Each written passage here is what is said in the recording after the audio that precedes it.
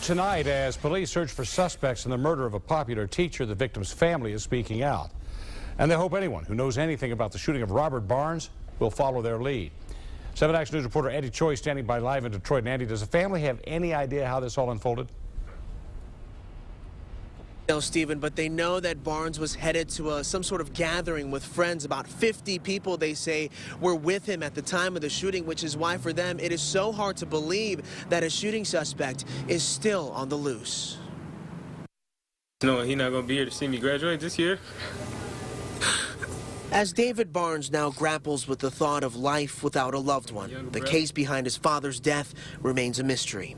Robert Barnes was shot 8 times while gathering with friends Tuesday night near Holbrook and Brush in Detroit. He didn't deserve this at all.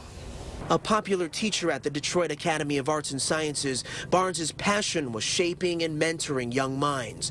In addition to his academy students, the 44-year-old leaves behind a wife and 4 young children. And nobody is saying anything hurts the most, because we know there were witnesses. We know that somebody saw something.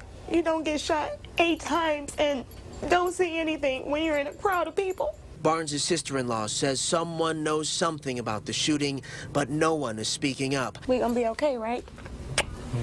We're gonna be okay. We're good.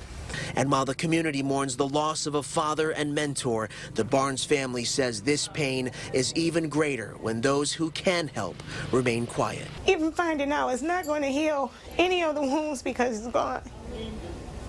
And he shouldn't be gone.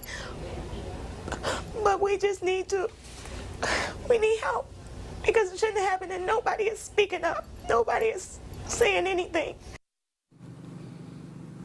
And as police continue to investigate more on that gathering that Barnes went to, the family says that Robert Barnes learned about a friend who had died in a medical complication that night, decided to go back to his area where he grew up, met up with friends. These 50 people he was with, these are people that he knew, that he grew up with. So the family saying if anyone knows anything, if you're one of the 50 people, if you're friends of those 50 people that gathered that night on Tuesday, you're asked to call Detroit Police. Reporting live tonight, Andy Choi, 7 Action News. He's the minds and hearts of a lot of people with that information. Andy, thank you for the report tonight.